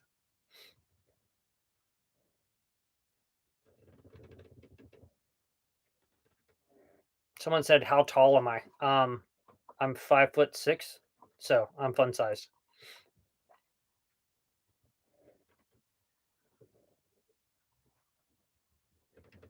Someone asked if I'd done the Greenland trip yet. Yes, I did Greenland. It was unbelievable, just incredible. Like one of the coolest places I've ever been in my life. Actually, it probably is the coolest place I've ever been in my life.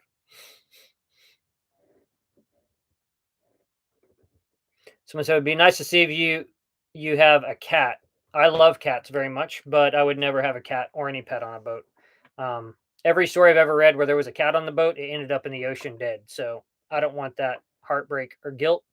And also, traveling with pets to foreign countries is a huge nightmare and not one I want. Someone said, "Are you planning on redoing your rig before taking on the horn? And how hard is it? Was it adding a second set of spreaders?" I didn't add a second set of spreaders. I custom built my entire mast. Um, the whole rig was custom built by me, and it's all brand new rigging. So my rig is set until I get done with this circumnavigation. Then I'll replace all the wire. Hello, Archie. Good to see you on here. Um,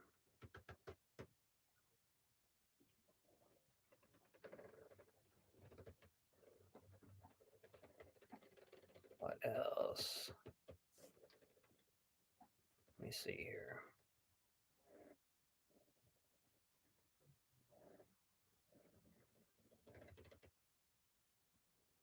Someone said maybe get a pet rock. I gotta have a pet anchor. That's my pet.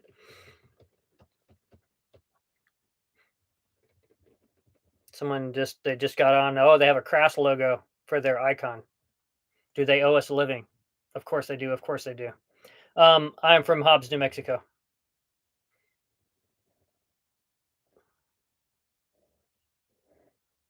When will I leave New Zealand?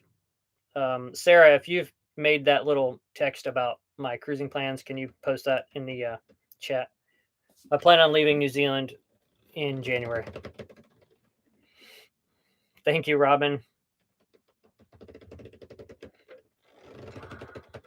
Do you know any other languages? What languages you'd learn for sailing plans? I barely speak English, and that's the only language I know. Um, I've done Duolingo for Spanish for like a year, so like I can talk to children. I can read Spanish okay. I just when people start talking, they speak so fast that I'm just lost. Um, I can stumble my way through French a little bit. Really, I want to learn. If you can learn basic French and Spanish and English, you can kind of you'll be fine anywhere. But I don't remember how many countries at this point I've visited. I've been all over the world, and I've never had any real problems communicating with people. But I would like to learn French. I think French and Spanish are so similar that I think French would be a good language for me to learn, especially because like the French are the only people who don't bother trying to learn English. So everybody else, at least, like they will try to speak English to you.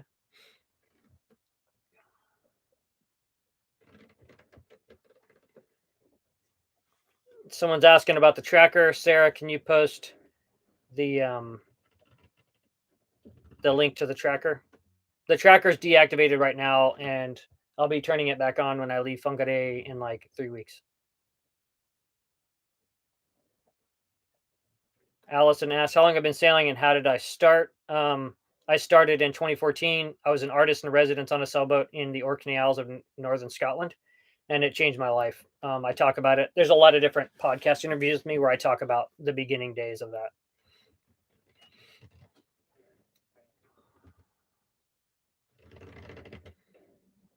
Yes, John asked, why, right, asked if I know how to use the sextant. Yes, I know how to use the sextant, and I have one on board. Um, thank you, Wallace. Appreciate it. Thank you.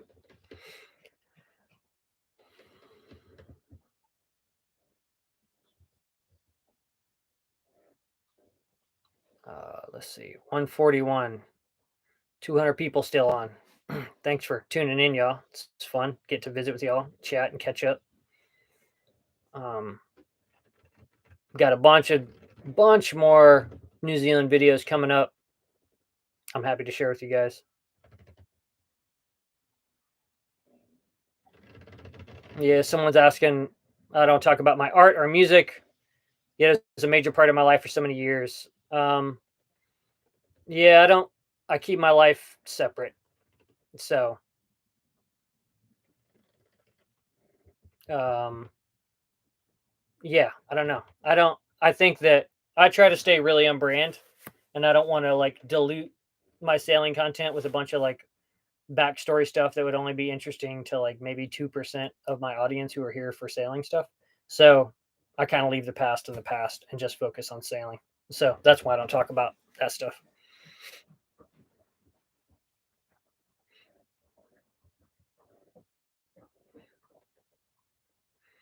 What do you have for cold weather gear? Actually, I have a new gear sponsor, Mustang Survival. Sarah, can you post that link to Mustang? They hooked me up with all new Fowlies and everything for the Greenland and Iceland trip, which I really loved. They're fantastic. I've always used Mustang Survival PFDs that I bought, you know, for years because I always thought they were the best. And so now I'm an ambassador for them, and they sent me a full kit of a ton of stuff. I'll have some videos coming out at some point showing the unboxing of all the gear and stuff. And man, that stuff came in really handy on that trip in the North Atlantic.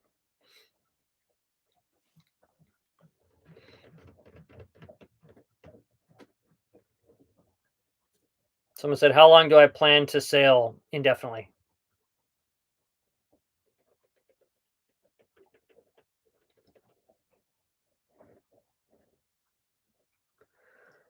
Someone said, "What's the scariest moment sailing in big waves and high winds?" I don't really get scared in big waves and high winds. Um, yeah, so I wouldn't consider any of those to be scary moments.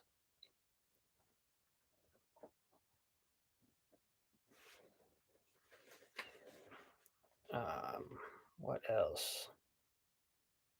People keep asking about my sailing route. Yes, I will be sailing around the Cape of Storms, South Africa. I'm taking that route. Someone said, "What's the longest nonstop?" 32 days was my longest nonstop.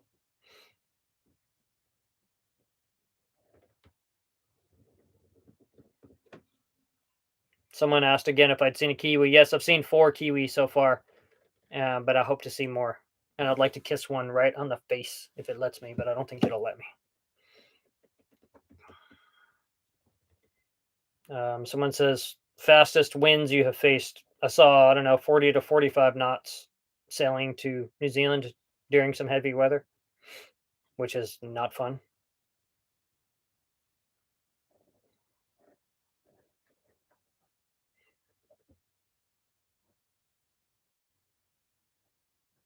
Someone asked why that route instead of the Suez Canal.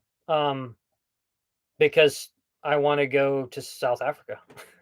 Because I want to go to Madagascar. Because I want to. I'm planning on like going that way and possibly doing Cape Horn on this trip or heading up into the Caribbean. So yeah, just I'll do the Med later on, but I'm not interested. It would be cool to this. I'll probably do the Suez Canal the opposite direction someday, but yeah, it's just mostly like logistics because I want to go to South Africa.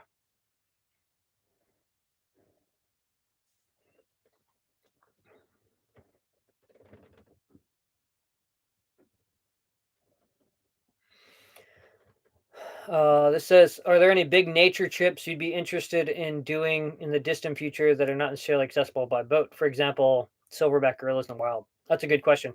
Actually, I do have a possible collaboration. Sarah, will you post a link to that um, Australian dude's Instagram? Um, so I might be doing a collab exchange sort of video thing with this really cool Australian dude. Um, where I'll go on one of his trips and then he's gonna come sailing with me. But we haven't. We had lunch briefly in Los Angeles, but we haven't worked out the details yet. Someone said, "Why do you avoid talking about UFOs?" I don't. I'm not avoiding talking about them. I just haven't seen them. So what am I supposed to talk about? Uh, I also don't avoid talking about you know wild ferns. I just don't have anything to say about them.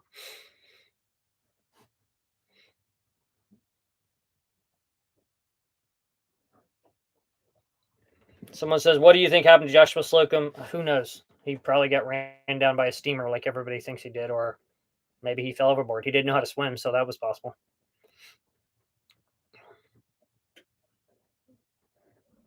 Um, what else? Let me see here. Creeping up on our 2 hour mark. You just usually when I start losing my voice and have to tap out. Can usually only do these live streams for like 2 hours. Anybody have any final questions? Uh, Appreciate y'all tuning in, especially some of y'all it's late. I try to do it. I wish I'd have done it so that it was like Sunday here in New Zealand. I think a lot of the Kiwis weren't probably able to tune in, but um, yeah, I always try to do it so that people on the East Coast of America can tune in for some of it at least.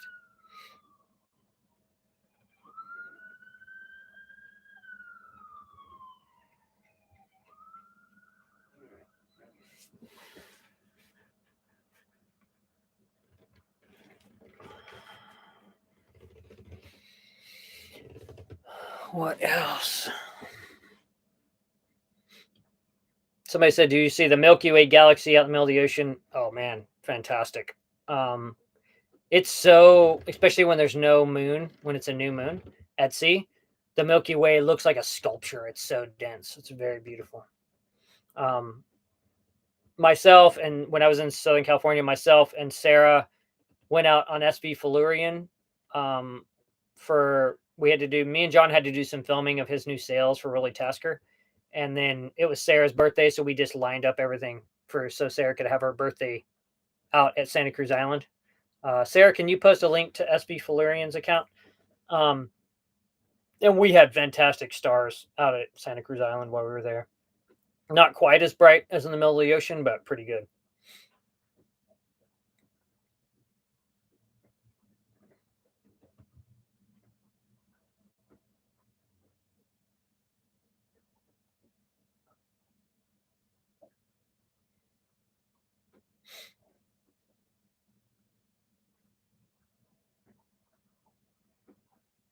Someone said, "Do you think you will sail motor of the Northwest Passage one day?" I think one day I would love to cruise that zone for sure, but I think for sure there's like talks about doing the race to Alaska. Um, and if it happens, it'll be me, Dale from Womble, Captain Noah Peffer, and hopefully John Conway from SV Florian. The four of us, we would get like a really rundown, like tiki, a Warm tiki catamaran, like multi-hull, uh, and like push on that race. Anyone who hasn't seen that documentary, Sarah, if you could post a link to that doc, that is like the funniest documentary ever, and I would love that race is so bonkers. Um, that we're talking. And I'm gonna talk to Dale tonight about it. I think we'll do it. Not probably not anytime in the next few years, but that is something I would imagine that we will do in the future because it just looks completely. I don't even care about racing, but that race is so insane that it'd be fun to do.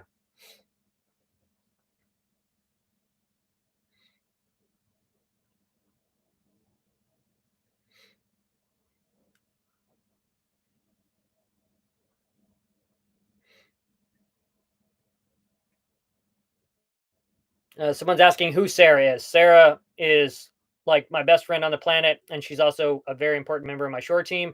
She runs all of my social accounts when I'm at sea, and she moderates the chat from trolls with people posting mean comments trying to upset me in real time. My little brother does it too sometimes, but he's like a very fast troll hunter, but he's not on today.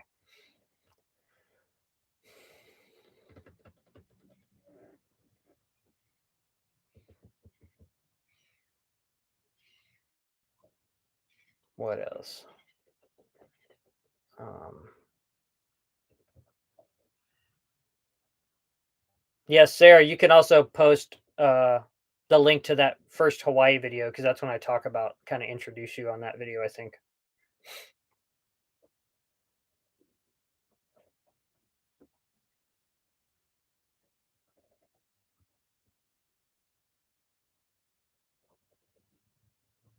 Someone says, any tips on getting short team for someone with no friends and disinterested family? No, no.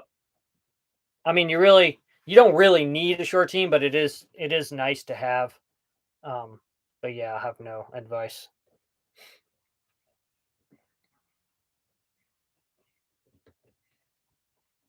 Someone said tips to handle seasickness. A lot of it, I mean, is like time on the water. I used to get seasick every time I got on boats, and now I even on that passage to Iceland where half the crew was like bunk ridden, I didn't feel seasick at all. I was totally fine. So a lot of it's time on the water and managing it. Like for me, sometimes still my eyeballs will start feeling weird. I take half a Dramamine and I may feel like crap, but I haven't thrown up in years and years.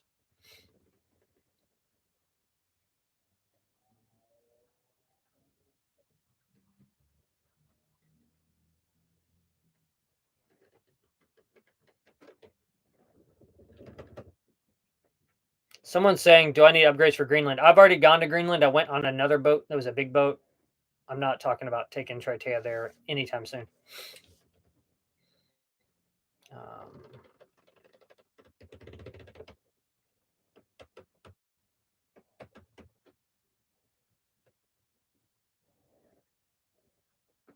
Someone says, "Do you have a subscriber goal?" My subscriber goal was 10,000 subscribers. When I started the channel, I was like, if I can hit 10,000, I'll be stoked. So, um, hitting 100,000 was completely insane.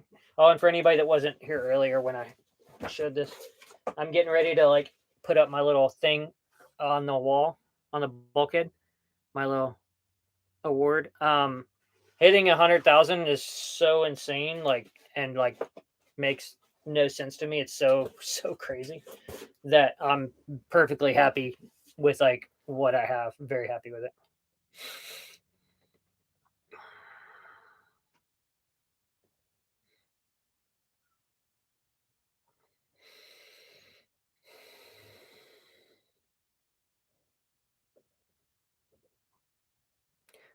Someone asked if I have uh, I don't know if it's here, the book about diving the U-boats in New Jersey. I have that book that someone gave me. I have not. It's in the queue of books I need to read. But I have so many books I got to get caught up on.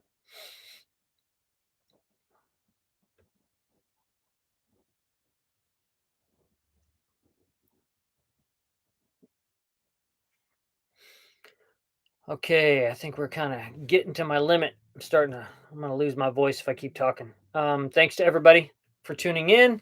Try to get as many of y'all's questions as I could. And I appreciate y'all watching the videos and commenting and giving it likes and subscribing. And appreciate y'all logging in today to hear what I have to say. And yeah, I guess closing notes again. I have a new interview on the On the Wind podcast with 59 North, Andy Shell, that we did a day sail from Iceland on his boat Falcon. That was just a couple weeks ago, and it just came out like 2 weeks ago. So you can check that out. And someone's asking who lives in the pineapple under the sea. That would be SpongeBob. And yeah, thanks everybody for tuning in. And I can't wait to share all of my adventures with you. Y'all stay safe. Fair winds until next time.